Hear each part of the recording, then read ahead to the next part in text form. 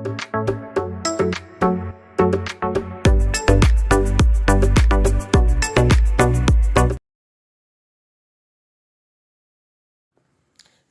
ഏവർക്കും study Nifty മലയാളത്തിന്റെ daily market ന്യൂസിലേക്ക് സ്വാഗതം. ഇന്ന് ഡിസംബർ 12 വെള്ളിയാഴ്ചയാണ്. 3 ദിവസത്തെ ഇടിവിന് ശേഷം ഇന്ത്യൻ വിപണികൾ തിരിച്ചു വന്നു. അതിൽ തന്നെ കൂടുതൽ നേട്ടമുണ്ടാക്കിയത് മിഡ് ക്യാപ് സെക്ടറായിരുന്നു. 1% അടുത്ത് ഉയർന്നു. നിഫ്റ്റി 50യിൽ 50-ൽ 40 സ്റ്റോക്കുകളും ഇന്നലെ ഉയർന്നാണ് ക്ലോസ് ചെയ്യുന്നത്. ഇനി നമ്മുടെ ഈ വീഡിയോ ആരെങ്കിലും ലൈക്ക് ചെയ്യാൻ മറന്നു പോയിട്ടുണ്ടെങ്കിൽ ദയവ് ചെയ്ത് വീഡിയോ ഒന്ന് ലൈക്ക് ചെയ്യുക. ചാനൽ സബ്സ്ക്രൈബ് ചെയ്യാത്തവർ ഇപ്പോൾ തന്നെ ചാനൽ ഒന്ന് സബ്സ്ക്രൈബ് ചെയ്യുക. ഇന്നത്തെ ഹൈലൈറ്റ് ആയിട്ടുള്ള കുറച്ച് വാർത്തകളിലേക്കാണ്. പ്രധാനമന്ത്രി നരേന്ദ്രമോദിയും US പ്രസിഡന്റ് ഡൊണാൾഡ് ട്രംപുമായി കൂടിക്കാഴ്ച നടത്തി. മോദി ഇതിനെ വിശേഷിപ്പിച്ചത് ഊഷ്മളവും ആകർഷകവുമായ സംഭാഷണം എന്നാണ്. ഇരു നേതാക്കളും ഉഭയകക്ഷി ബന്ധങ്ങൾ അവലോകനം ചെയ്യുകയും പ്രാദേശിക ആഗോള സംഭവവികാസങ്ങൾ ചർച്ച ചെയ്യുകയും ചെയ്തു. നടന്നുകൊണ്ടിരിക്കുന്ന ഇന്ത്യ-US ഉഭയകക്ഷി വ്യാപാര കരാർ BTA കുറിച്ച് അവർ നേരിട്ട് പരാമർശിച്ചില്ലെങ്കിലും ന്യൂഡൽഹിയിൽ 2 ദിവസത്തെ ചർച്ചകൾക്ക് ശേഷം കരാറിന്റെ ആദ്യഘട്ട ചർച്ചകൾ അവസാനിപ്പിച്ചു. മിക്ക പ്രശ്നങ്ങളും ഇതിനകം പരിഹരിച്ചതിനാൽ മാർച്ചോടുകൂടി ഒരു വ്യാപാര കരാർ ഒപ്പിടുമെന്ന് പ്രതീക്ഷിക്കുന്നതായി മുഖ്യ സാമ്പത്തിക ഉപദേഷ്ടാവ് V. അനന്ത നാഗേശ്വരൻ പറഞ്ഞു. ഇന്ത്യയുടെ വ്യാപാര ഓഫറിനെ പ്രശംസിച്ച US വ്യാപാര പ്രതിനിധി ജാമീസൺ ഗ്രീറിനോട് US യഥാർത്ഥത്തിൽ തൃപ്തരാണെങ്കിൽ അത് ഉടൻ കരാർ ഒപ്പിടണമെന്ന് വാണിജ്യമന്ത്രി പീയൂഷ് ഗോയൽ പ്രതികരിച്ചു. ഇതിനിടയിൽ ഒമാനുമായിട്ടുള്ള ഫ്രീ ട്രേഡ് അഗ്രിമെന്റ് ഇന്ന് ഇന്ത്യ ഒപ്പിടും. ഏതായാലും US-ഉമായിട്ടുള്ള ഒരു വ്യാപാര കരാർ ഉടൻ തന്നെ പ്രാബല്യത്തിൽ വരും എന്നത് വളരെ പോസിറ്റീവായിട്ടുള്ള ഒരു കാര്യം തന്നെയാണ്. മറ്റൊരു വാർത്തയിലേക്ക്. യോനോ ആപ്പ് 8 വർഷം പിന്നിടുകയാണ്. ഡിസംബർ 15 SBI യോനോ 2.0 പുറത്തിറക്കും. നിലവിലുള്ള 100 ദശലക്ഷം യോനോ ഉപഭോക്താക്കളെ പുതിയ പ്ലാറ്റ്ഫോമിലേക്ക് മാറ്റുക എന്നതാണ് ഉദ്ദേശം. ഇത് 200 ദശലക്ഷം ഉപഭോക്താക്കൾക്ക് സേവനം നൽകുന്നതിനായി നിർമ്മിച്ചതാണ്. ലളിതവും സുരക്ഷിതവും വ്യക്തിഗതവുമായ ഡിജിറ്റൽ അനുഭവം നൽകുന്നതാണ് YONO 2.0 ലക്ഷ്യമിടുന്നതെന്നാണ് SBI chairman CS settee പറഞ്ഞത്. ബയോമെട്രിക് ലോഗിൻ, iOS-നുള്ള ഫേസ് ID എന്നിവ പ്ലാറ്റ്ഫോം പിന്തുണയ്ക്കുന്നു. MPIN, മറ്റ് ലോഗിൻ ഓപ്ഷനുകൾ എന്നിവ നിലനിൽക്കുന്നു. ഇന്റർനെറ്റ് ബാങ്കിംഗ് രജിസ്ട്രേഷൻ ആവശ്യമില്ലാത്ത ഉപഭോക്താക്കൾക്ക് ഇപ്പോൾ യോനോ ആപ്പ് നേരിട്ട് ഉപയോഗിക്കാൻ കഴിയും. ഇത് സൗകര്യം മെച്ചപ്പെടുത്തുന്നു. ഇന്ത്യയിലെ വൈവിധ്യമാർന്ന ജനങ്ങൾക്ക് ആപ്പിന്റെ ബഹുഭാഷാ രൂപകൽപ്പന പ്രവേശനക്ഷമത മെച്ചപ്പെടുത്തുന്നു. SBIയുടെ കസ്റ്റമേഴ്സിനെ സംബന്ധിച്ച് യോനോ 2.0 നിലവിൽ വരുന്നത് വളരെ നല്ലൊരു കാര്യം തന്നെയാണ്. മറ്റൊരു വാർത്തയിലേക്ക്. ഇന്ത്യയിലെ മൈക്രോസോഫ്റ്റിന്റെ വലിയ ഒരു ഇൻവെസ്റ്റ്മെന്റിനെ കുറിച്ചുള്ള വാർത്ത നമ്മൾ 2 ദിവസം മുൻപ് പറഞ്ഞതാണ്. ഇപ്പോഴിതാ മൈക്രോസോഫ്റ്റുമായി ബന്ധപ്പെട്ട് 4 പ്രധാനപ്പെട്ട ഇന്ത്യൻ IT സ്ഥാപനങ്ങൾ ഈ പങ്കാളിത്തത്തിൽ ഏർപ്പെടുന്നുണ്ട്. ആ കമ്പനികൾ ഏതൊക്കെയാണെന്ന് വെച്ചാൽ TCS, ഇൻഫോസിസ്, വിപ്രോ, കോഗ്നിസന്റ് തുടങ്ങിയ കമ്പനികളാണ്.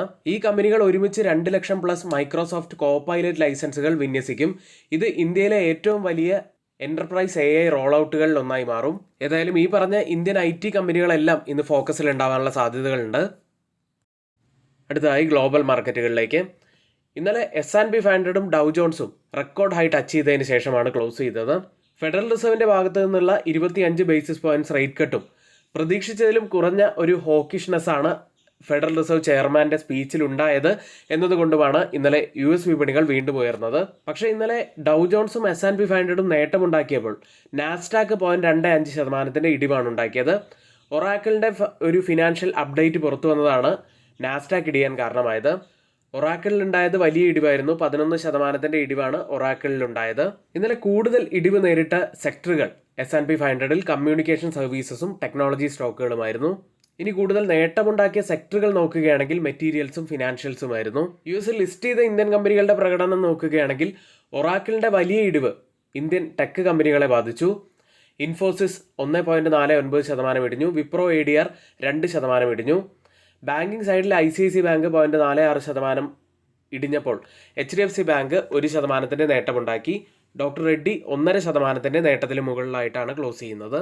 ഇന്നലെ US വിപണികൾ റെക്കോർഡ് ഹൈ ടച്ച് ചെയ്തതോടെ ഇന്നിപ്പോൾ ഓപ്പൺ ചെയ്തിരിക്കുന്ന ഏഷ്യൻ മാർക്കറ്റുകളും നേട്ടത്തിലാണ്. ജപ്പാൻ മാർക്കറ്റ് നിക്കി 0.86% നേട്ടത്തിലും കോസ്പി മാർക്കറ്റ് 1.11% നേട്ടത്തിലും ട്രേഡ് ചെയ്യുന്നു. ഗിഫ്റ്റ് നിഫ്റ്റി ഇപ്പോൾ ഉള്ളത് 26,133.50 എന്ന നിലയിൽ 107 പോയിന്റ്സ് ഉയർന്നാണ് ഇപ്പോൾ ട്രേഡ് ചെയ്യുന്നത്. ഇപ്പോൾ സമയം 7 മണി കഴിഞ്ഞ് 10 മിനിറ്റാണ്. ഇപ്പോഴത്തെ ഒരു നില വെച്ച് നിഫ്റ്റിയിൽ ഏകദേശം 120 പോയിന്റ്സിൻ്റെയൊക്കെ ഒരു ഗ്യാപ്പ് അപ്പ് ഓപ്പണിങ്ങിനാണ് സാധ്യതയുള്ളത്. ഇനി ആരെങ്കിലും നമ്മുടെ വീഡിയോ ലൈക്ക് ചെയ്യാൻ മറന്നു പോയിട്ടുണ്ടെങ്കിൽ ദയവ് ചെയ്ത് വീഡിയോ ഒന്ന് ലൈക്ക് ചെയ്യുക. ചാനൽ സബ്സ്ക്രൈബ് ചെയ്യാത്തവർ ഇപ്പോൾ തന്നെ ചാനൽ ഒന്ന് സബ്സ്ക്രൈബ് ചെയ്യുക. ഇനി ഏറ്റവും പ്രധാനപ്പെട്ട ഒരു കാര്യത്തിലേക്ക് വരാം. ആർക്കെങ്കിലും നമ്മുടെ പെയ്ഡ് എഡ്യൂക്കേഷൻ ടെലഗ്രാം ചാനലിൽ 1299 രൂപയ്ക്ക് 3 മാസത്തേക്ക് നിങ്ങൾക്ക് ജോയിൻ ചെയ്യാൻ താല്പര്യമുണ്ടെങ്കിൽ ഇപ്പോൾ ഇതാ തൊട്ട് മുകളിലെ വാട്സ്ആപ്പ് നമ്പറിൽ ഒന്ന് മെസ്സേജ് അയച്ച് നിങ്ങൾക്ക് ജോയിൻ ചെയ്യാവുന്നതാണ്. ടാർഗറ്റ് ഹിറ്റ് ചെയ്യുന്ന സ്റ്റോക്കുകളും കൂടാതെ സ്റ്റോപ്ലെസ് ഹിറ്റ് ചെയ്യുന്ന സ്റ്റോക്കുകളും നമ്മൾ നമ്മുടെ ഗ്രൂപ്പിൽ അപ്ഡേറ്റ് ചെയ്യാറുണ്ട്. വാട്സപ്പ് ഗ്രൂപ്പിൻ്റെ ലിങ്ക് നമ്മൾ കമൻറ്റ് ബോക്സിൽ നൽകിയിട്ടുമുണ്ട്. ഇന്നത്തെ പ്രധാനപ്പെട്ട കുറച്ച് സ്റ്റോക്ക് ന്യൂസുകളിലേക്കാണ്.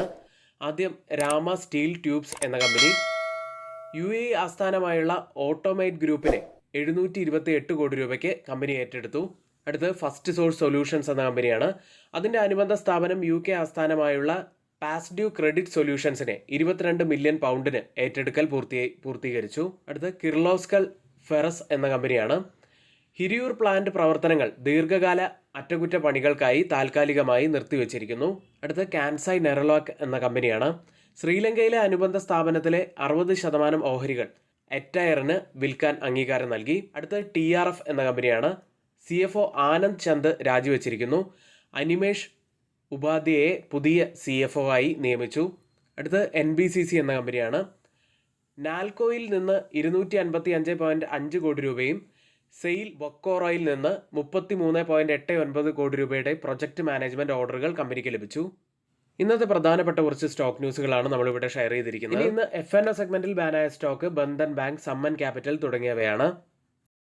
അടുത്തതായി FID ആക്ടിവിറ്റിയിലേക്കാണ്. FIs ഇന്നലെയും നെറ്റ് സെല്ലേഴ്സ് തന്നെയായിരുന്നു. 2021 കോടി രൂപയ്ക്കാണ് അവർ സെല്ല് ചെയ്തത്. DIs ആവട്ടെ 3796 കോടി രൂപയ്ക്ക് ബൈ ചെയ്തു. ഇന്ന് നമ്മൾ നിഫ്റ്റിയിലും ബാങ്ക് നിഫ്റ്റിയിലും ശ്രദ്ധിക്കേണ്ട പ്രധാനപ്പെട്ട കുറച്ച് കാര്യങ്ങളിലേക്കാണ്. 25,899 141 പോയിന്റ്സ് ഉയർന്നാണ് നിഫ്റ്റി ക്ലോസ് ചെയ്യുന്നത്. ഇന്നലെ നമ്മൾ വരച്ച ഈ ഒരു സോണിൽ നിന്നുമാണ് ഒരു ബൗൺസ് ബാക്ക് ലഭിച്ചിരിക്കുന്നത്. നല്ലൊരു ഗ്രീൻ ക്യാൻഡിലാണ് ഇപ്പോൾ ഫോം ആയിരിക്കുന്നത്. നിഫ്റ്റിയുടെ ഇന്നലത്തെ ഹൈ എന്ന് പറയുന്നത് 25,923 ആണ്.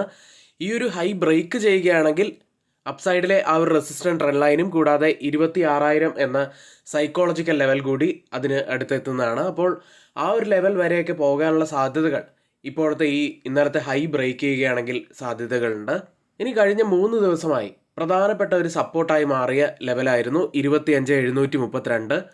ആ ഒരു ലെവൽ നമുക്ക് ലോവർ ടൈം ഫ്രെയിമിൽ ഒന്ന് നോക്കാം. കഴിഞ്ഞ 3 ദിവസമായി ഇതേ ലെവലിൽ നിന്നും 3 തവണയാണ് ഒരു ബൗൺസ് ബാക്ക് ലഭിച്ചിരിക്കുന്നത്. അതായത് ഈ ഒരു ലെവൽ വളരെ പ്രധാനപ്പെട്ട സപ്പോർട്ടായിട്ട് കഴിഞ്ഞ 3 ദിവസമായി ആക്ട് ചെയ്യുന്നു. സ്ട്രോങ് ആയിട്ടുള്ള ഒരു ഏരിയ ആണത്. ഇന്നലെ നിഫ്റ്റിയിൽ 25,704 എന്ന 50 ഡേ EMAയിൽ ടച്ച് ചെയ്തതിന് ശേഷം തന്നെയാണ് ഒരു ബൗൺസ് ബാക്ക് ലഭിച്ചിരിക്കുന്നത്. അതായത് 50 ഡേ EMAയും ഒരു സ്ട്രോങ് ആയിട്ടുള്ള ഏരിയ ആയിട്ട് ആക്ട് ചെയ്യുന്നു. പക്ഷേ നിഫ്റ്റി അത്രത്തോളം സ്ട്രോങ് ആണെന്ന് പറയാനും വയ്യ. കാരണം 20 ഡേ EMAയ്ക്ക് താഴെയായിട്ടാണ് നിഫ്റ്റി ഇപ്പോഴും ട്രേഡ് ചെയ്യുന്നത്. മാക്സിമം ഓപ്പൺ ഇൻട്രസ്റ്റ് റൈറ്റ് ചെയ്തിരിക്കുന്ന സ്ട്രൈക്കുകൾ പ്രകാരം ഒരു റെസിസ്റ്റൻസ് ആവാൻ സാധ്യതയുള്ളത് 26,000ഉം സപ്പോർട്ട് ആവാൻ സാധ്യതയുള്ളത് 25,800ഉമാണ്. ബാങ്ക് നിഫ്റ്റിയിലേക്ക് 59,210 249 പോയിന്റ്സ് ഉയർന്നാണ് ബാങ്ക് നിഫ്റ്റി ക്ലോസ് ചെയ്യുന്നത്. ബാങ്ക് നിഫ്റ്റിയെക്കുറിച്ച് പറയുകയാണെങ്കിൽ അപ്സൈഡിലെ ആ ഒരു റെസിസ്റ്റന്റ് ട്രെൻഡ് ലൈൻ ടച്ച് ചെയ്യാനുള്ള സാധ്യതകൾ ഇപ്പോഴുണ്ട്. അത് കംഫർട്ടബിളായിട്ട് വീക്ക്ലി ക്ലോസിംഗ് നമുക്ക് ലഭിക്കുമോ എന്ന് നമുക്ക് കാത്തിരുന്ന് തന്നെ കാണാം. കുറച്ചുകൂടി പോസിറ്റീവായി തോന്നുന്നത് ബാങ്ക് നിഫ്റ്റി തന്നെയാണ്. 20 ഡേ EMAയ്ക്ക് മുകളിലായിട്ട് ഒരു ക്ലോസിംഗ് വെച്ചിരിക്കുന്നു. ഡൗൺ സൈഡിൽ ഒരു പ്രധാനപ്പെട്ട സപ്പോർട്ട് ആവാൻ സാധ്യതയുള്ളത് 58,598 ആണ്. ഇനി മാക്സിമം ഓപ്പൺ ഇൻട്രസ്റ്റ് രേഖപ്പെടുത്തിയിരിക്കുന്ന സ്ട്രൈക്കുകൾ പ്രകാരം ഒരു റെസിസ്റ്റൻസ് ആവാൻ സാധ്യതയുള്ളത് 59,500ഉം സപ്പോർട്ട് ആവാൻ സാധ്യതയുള്ളത് 59,000ഉമാണ്. ഇന്ന് നിഫ്റ്റിയിലും ബാങ്ക് നിഫ്റ്റിയിലും ശ്രദ്ധിക്കേണ്ട പ്രധാനപ്പെട്ട കുറച്ച് കാര്യങ്ങളാണ് നമ്മളിവിടെ ഷെയർ ചെയ്തിരിക്കുന്നത്. ഇനി ആർക്കെങ്കിലും പുതിയൊരു ഡിമാറ്റ് അക്കൗണ്ട് ഓപ്പൺ ചെയ്യണമെന്നുണ്ടെങ്കിൽ ലിങ്ക് നമ്മൾ ഡിസ്ക്രിപ്ഷൻ ബോക്സിലാണ് നൽകിയിരിക്കുന്നത്. ഇന്നിവിടെ നമ്മൾ പറഞ്ഞ എല്ലാ കാര്യങ്ങളും ഏറ്റവും ഓതറൈസ്ഡ് ആയിട്ടുള്ള സൈറ്റുകളായ Money Control, Mint, Reuters, CNBC, Financial Express തുടങ്ങിയ മാധ്യമങ്ങളിൽ നിന്നാണ് എടുത്തിരിക്കുന്നത്. മറ്റുള്ളവയെല്ലാം നമ്മുടെ വ്യൂസ് മാത്രമാണ്. ഒരിക്കലും ആ റെക്കമെൻഡേഷൻ അല്ല, നിങ്ങളുടെ എഡ്യൂക്കേഷണൽ പർപ്പസിന് വേണ്ടി മാത്രമാണ് ഷെയർ ചെയ്യുന്നത്. എങ്കിൽ ഇന്നത്തെ ഈ വീഡിയോ ഇവിടെ പൂർത്തിയാവുന്നു. ഏവർക്കും നന്ദി.